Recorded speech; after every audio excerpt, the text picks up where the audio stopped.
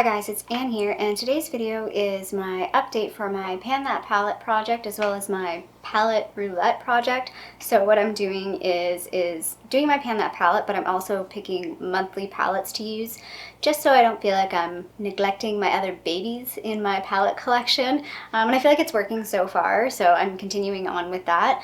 So what we'll do is we'll review my Pan That palette, we'll do a review of the February palettes, and then I'll introduce my March palettes. Starting off with my Pan That palette, I am doing the NYX Ultimate Shadow Palette in Warm Neutrals. So, no pan yet. Looking still pretty fresh, but I am using this. So from a numbers perspective, at my last update, it was 101.37 grams, and it is now 100.99 grams. So that's a difference of 0.38 grams, which is, I think, pretty good because my last update, it was 0.26 grams I used, so I'm definitely like trending up. And February is a short month, although I didn't get started on this until like later in January, so we'll see how March goes. There are a couple shadows. I'm gonna predict now. I think this shadow right here, sorry, this one, I'm gonna hit pan on. This one definitely has a good dip on it too, but I don't know if I'll hit pan on. I don't know if you'll be able to see. If I turn to the side, maybe you can see the dips there. Probably not. The palette up, like the top half of the palette, I feel like I'm doing better at than the bottom half. I just don't use a whole lot of the dark colors. This one I am using as liner, so I probably will hit like a targeted pan at some point during the year on this, but that will definitely take a while. So yeah, so I'm predicting for sure I'm going to hit pan on this one by the end of March. I may hit pan or get close to pan on this one too, because I feel like this one's a lot softer, and I feel like I'm getting, again, a bit more of a targeted dip in that one. Getting good progress on this one as well. This one's not a true dip, just a reminder, I accidentally gouged that one when I dropped the palette. But yeah, so I'm still enjoying using this palette. I am glad I did pick this because I do enjoy using it. However, I am now realizing how hard pressed these shadows are, so it's going to be a little more difficult to use this. Now recapping my February palette, so I had the Smashbox Petal Metal palette. I only use this maybe, I want to say twice, maybe 3 times in the month. I definitely used it for, my friend had a 40th birthday party, so I wore this palette to that, which I really liked. Yeah, this is definitely more like, everything is pretty high shine, pretty intense in this palette, so I do feel like I prefer it for like a special occasion more than every day. But it's a really nice palette. I kind of wish I got to use this a bit more, so this may come back again in another month because I feel like I didn't get to use this as much as I wanted to. So this is a little color workshop palette, and this came in that big giant kit that I got in 2018. That video has a lot of views for some reason. I really enjoy this. I think people probably think I'm crazy, but I like this little palette. I mean, yes, the colors are muted. There's not a whole lot of pigment. There's some really nice colors in here, like these two on the end. They don't really look like much in a swatch, but like they just go on really nicely. Everything sort of blends out really nicely. I just really like it for every day because I don't have to think too hard. I get a really pretty soft look, and it blends nicely, and it just works. I'm slightly regretting, I was going to use this palette in conjunction with, there was like a nude one that comes with that kit together as my Pan That palette, and these shadows are definitely softer than the NYX one, so I feel like I might have been able to use these ones or hit pan quicker on these, but whatever. I mean, it's candidate for 2021 Pan That palette, I guess. I'm not going to talk a whole lot about this palette. This is the Rimmel Crimson Edition palette, and I did an entire video on this, so I don't want to talk too much about it. It was just nice to use this and sort of re-familiarize myself with it and create a better relationship, I think, with this palette. I definitely still do struggle to use this palette on its own because I do feel like it is very deep toned and I prefer lighter tones, but I definitely enjoyed using this a bit more and definitely had a better appreciation for this palette. I think the quality is pretty good for what it is, like for the price. And my last full palette is the Miss Fame Under My Skin palette. So I did, again, an entire video on this, so if you want to see my thoughts on that, that's in that video, but it's not a bad palette. I don't mind it. Would I ever bought it myself? Probably not, but I enjoyed really getting to know this palette in the month of February.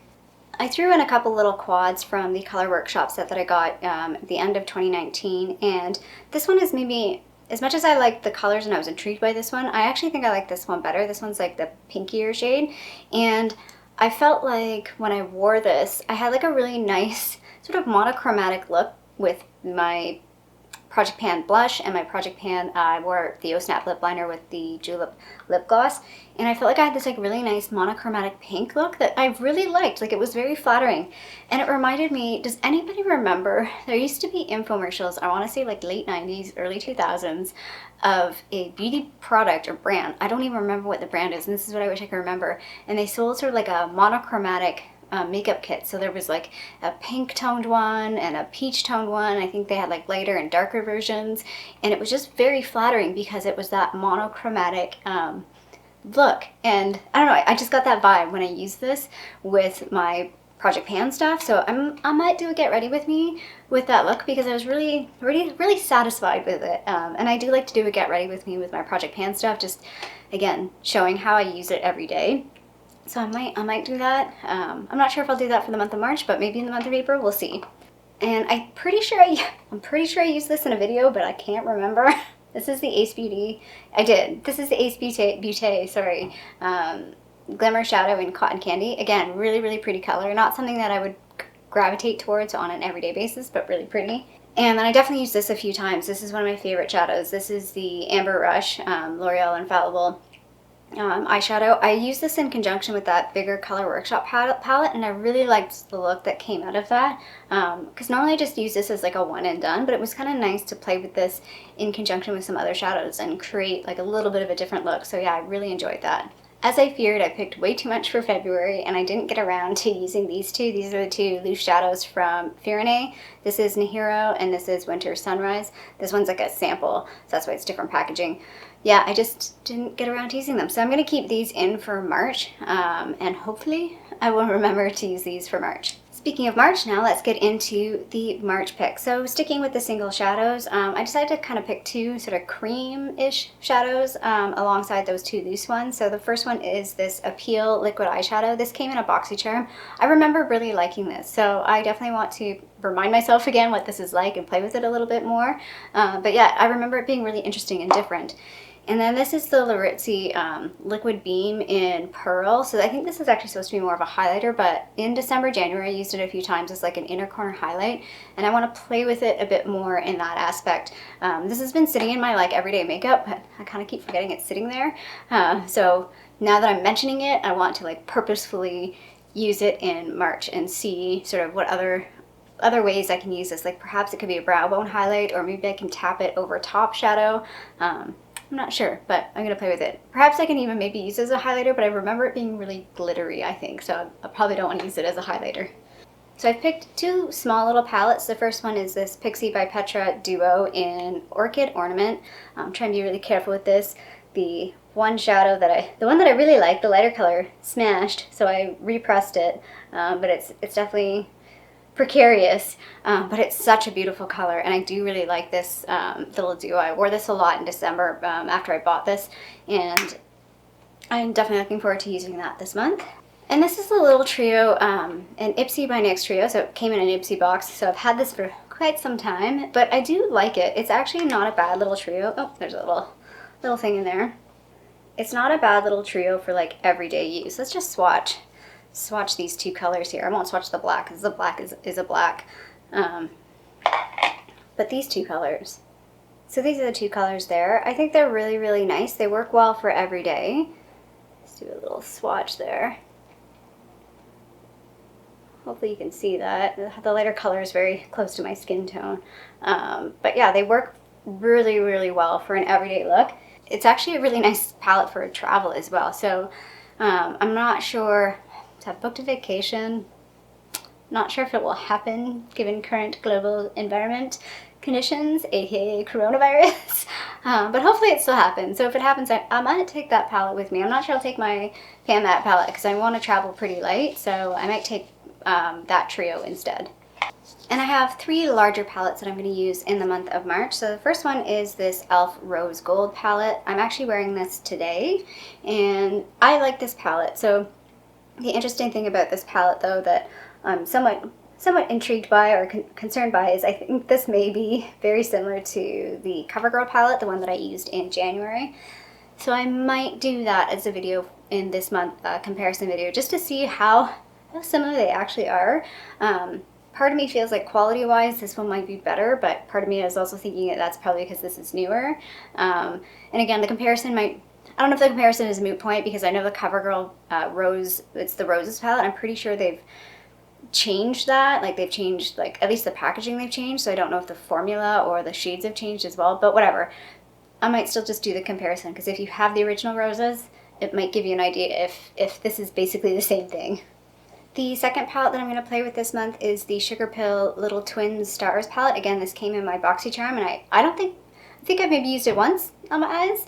I've barely used this palette, so I definitely want to get around to using this. It's such an interesting, like, the pans are so large, but it's a very nice, like, these shades are all very, very wearable. These two are maybe not as commonplace wearable, but I feel like the only shade that's maybe tricky to wear is this one. It's because it is a pretty pastel-y green color, but anyway, we'll find out. I don't know if I'll do a whole video on this. I mean, it's only 6 shadows. Let me know if you're interested in an entire video on this, because I can maybe do some eye swatches and maybe some looks with it, but I probably will have to combine it with some other things to like get a complete look out of it. And the last palette that I'm going to be using in the month of March is this Urban Decay Gwen Stefani palette. I think a lot of people have this. I love Gwen Stefani. She's one of my girl crushes, and that's basically why I bought this. Also, I knew it was something that I could use. Like, these are very, very neutral shades. This was almost a candidate for a Pan That palette, just because it's like, it's older. Part of me like doesn't want to use it, but then at the same time, it's like you bought it to use it, so maybe you should just use it. Anyway, it may be tricky to use this because it is so neutral, so it's very similar to my Pan That palette, but I just wanted to bring this out to use it because I don't use it that often, and you know what? You can't take it with you, so you might as well use it. And I want to just like, yeah, refamiliarize myself with, and there's some shades in here like I feel like I haven't used, so I want to definitely use some of those shades a little bit more and remind myself what they're like and how, you know, how I felt about this palette. Anyway, yeah. And this is just a really nice palette. Like, even if I never use those shades again, I will always keep this for the packaging. I know, don't judge me. So that's it. That's my Pan That palette update with my NYX palette, my review of my February eyeshadows, and then the introduction of the March palettes and shadows. I hope you liked this video. If you did, feel free to give it a little thumbs up down below. And I would love it if you did subscribe to my tiny little channel here in Toronto, Canada. I hope you have a fabulous day, and I'll see you sometime soon. Bye.